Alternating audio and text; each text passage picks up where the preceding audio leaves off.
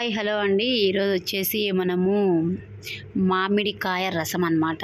సమ్మర్లో మనకు మామిడికాయలు చాలానే చిక్కుతాయి కాబట్టి ఎప్పుడు ఒకేలాగా కాకుండా ఇప్పుడు కొత్తగా మామిడికాయ రసం చేసుకొని చూద్దాము. చాలా అంటే చాలా టేస్టీగా ఉంటుంది. ఫస్ట్ అయితే ఒకటి పుల్లటి మామిడికాయ తీసుకొని దానిపైన తొక్కంతా బాగా వాటర్తో కడిగేసుకొని తొక్కంతా తీసేయాలన్నమాట. తీసి చిన్న చిన్న ముక్కలుగా కట్ చేసుకోవాలి. మనకు మిక్సీలో మనం గ్రైండ్ చేసుకునేందుకు ఎంత వీలుంటే అంత చిన్న ముక్కలు కట్ చేసేసుకోవాలన్నమాట.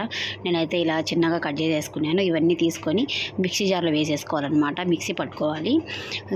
మిక్సీలో వేసేసుకొని ఇందులో నేను జీలకర్ర కొద్దిగా మిరియాలు, వెల్లుల్లి రెబ్బలు 5 లేకపోతే 6 నేను చిన్న చిన్నవి ఉంటే తీసుకున్నాను. వెల్లుల్లి రెబ్బలు వేసేసి మెత్తగా పేస్ట్ చేసేసుకోవాలన్నమాట. ఇలా పేస్ట్ చేసేసుకొని ఇది తీసుకొని సపరేట్ ఒక గిన్నెలో పక్కన పెట్టేసుకోవాలి. ఈ పేస్ట్ అంతా పక్కన పెట్టేసుకున్నాక ఇందులోనే నేను టమోటా కొద్దిగా పండుగ మాగిన టమోటా, నేను చూపించేది కొద్దిగా దూరంగానే ఉంది. ఇంకా ఇద్దటి టమోటా తీసుకుంటే బాగా జ్యూసీ బాగా వస్తుంది అనమాట. నేను ఈ టమోటా తీసేసుకొని చిన్న కట్ చేసుకొని పేస్ట్, అది మరీ మెత్తగా పేస్ట్ లేకుండా కొద్దిగా పలుకులుగా పేస్ట్ చేసుకోవాలి. అలా చేసుకొని పక్కన పెట్టేసుకున్నాక ఒక గిన్నె పెట్టుకొని 2 టేబుల్ స్పూన్లు ఆయిల్ వేసి ఆయిల్ హీట్ అయినాక పచ్చిశనగపప్పు, ఉద్దిపప్పు, కొద్దిగా జీలకర్ర, కొద్దిగా ఆవాలు, వెల్లుల్లి రబ్బరు 5, ఎండుమిర్చి 4, కొద్దిగా కరివేపాకు వేసేసి ఇవన్నీ బాగా ఫ్రై చేసుకోవాలి. ఇవన్నీ వేగిన తర్వాత ఇప్పుడు ఇందులో వచ్చేసి ఇంగు వేసుకోవచ్చు అండి, ఆప్షనల్. నేనైతే 3 పచ్చిమిరపకాయలు 2 భాగాలుగా కట్ చేసి పచ్చిమిర్చి వేసి వేపిన తర్వాత ముందుగా మనం పేస్ట్ చేసి పెట్టుకున్నాం కదా మామిడికాయ పేస్ట్ వేసేసి ఆయిల్లో ఒక 2 or 3 మినిట్స్ వచ్చేసి పచ్చివాసన పోయేలాగా వేపుకోవాలి. ఇలా కొద్దిగా తిక్కగా అవుతుంది. అయిపోయిన తర్వాత మళ్ళీ మనము టమోటాలు పేస్ట్ చేసాం కదా, ముక్కలుగా పేస్ట్ చేసుకున్నాం. మరీ పేస్ట్ చేయకూడదు. కొద్దిగా టమోటాలు కనిపించేలాగా గ్రైండ్ చేసుకుంటే చాలు. ఇలా చేసుకున్నాక ఈ టమోటా ప్యూరీ కూడా ఇందులో వేసేసుకొని ఇది కూడా ఒక 2 or 3 మినిట్స్ పచ్చివాసన పోయేలాగా వేపుకోవాలి.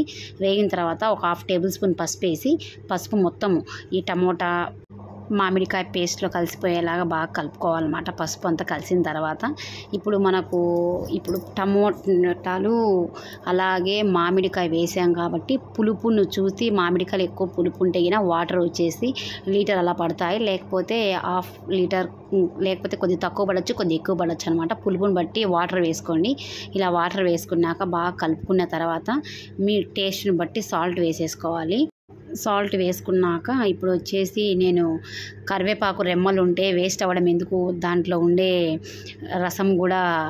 రసంలో పెట్టేస్తే ఆ ఫ్లేవర్ బాగుంటుందనేసి నేను తొక్కలతో సహా లిడ్ పెట్టేసి ఉడికిచ్చేసాను అనమాట. ఇలా ఉడికిన తర్వాత రసం చిక్కబడుతూ వస్తుంది అనమాట. ఇలా చిక్కబడేటప్పుడు ఇప్పుడు మనం ఇందులో వచ్చేసి కొద్దిగా బెల్లం తురుము, టేస్ట్ కోసం అంటే పులుపు మనకు కనిపించకూడదు అనేసి కొద్దిగా బెల్లం తురుము, తెల్ల నూగులు కొద్దిగా కచ్చా పచ్చాగా దంచుకొని ఒక 1/2 టేబుల్ స్పూన్ వచ్చేసి తెల్ల నూగులు పొడి వేసుకోవాలి.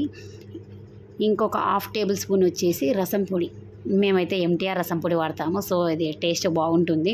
రసం ఫ్లేవర్ కూడా చాలా బాగా వస్తుంది అనమాట. ఈ పొడి వేసేసి మొత్తం బాగా కలిసేలాగా తిప్పుకోవాలన్నమాట. ఇలా బాగా తిప్పేసుకున్నాక ఏవైతే మనము వేసామో ఫ్లేవర్ కోసము కరివేపాకు రెమ్మలన్నీ ఇంకా తీసేయాలన్నమాట. ఇప్పుడు దాకా రసం బాగా ఉడికింది కాబట్టి, చిక్కబడింది కాబట్టి ఈ రెమ్మలు తీసేసి సరిపోతుంది. ఇలా రెమ్మలు మొత్తం తీసేసిన తర్వాత ఒక 2 మినిట్స్ ఉడికిన తర్వాత మళ్ళీ ఇప్పుడు వచ్చేసి దానిపైన మనము ఒక కొత్తిమీర వేసేసుకొని ఒక 1 or 2 మినిట్స్ ఆ ఫ్లేవర్ మొత్తము, కొత్తిమీర ఫ్లేవర్ మొత్తము రసానికి పట్టేలాగా ఉడకబెట్టేసుకుంటే చాలండి. రసం అయితే రెడీ అయిపోయినట్టే.